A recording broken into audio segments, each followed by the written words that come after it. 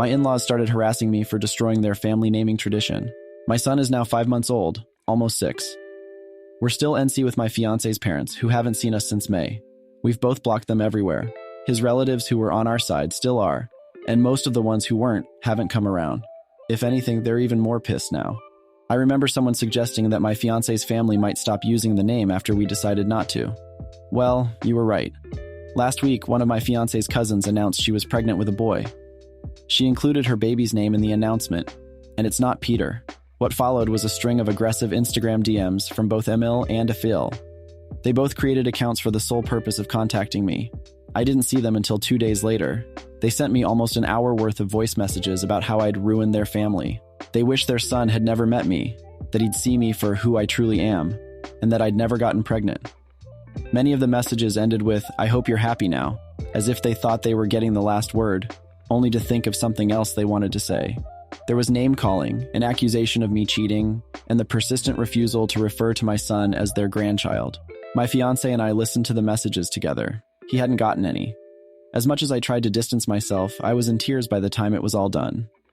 I still don't regret anything, especially after the stunt they pulled back in May, but I'm not completely free of the guilt yet. Not to mention their complete disregard for their grandson.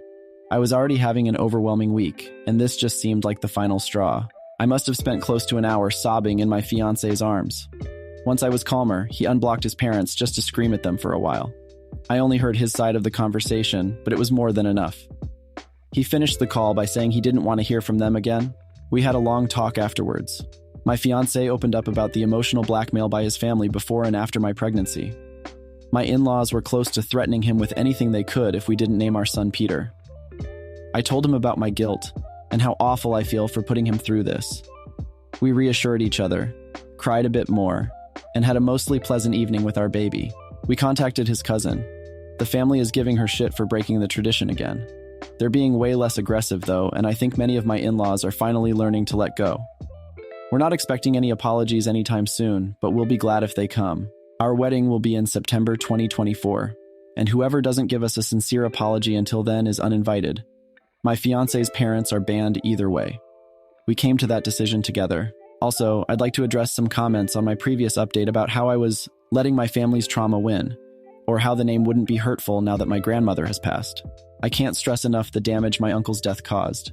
He was only 30 years old. He had a fiancé, a great career, and his whole life ahead of him. I don't know many details about what happened, because I didn't want to upset my family by asking. My grandmother wasn't the only person hurt by this. My entire paternal family was. And if I remember correctly, the person responsible isn't even in jail anymore.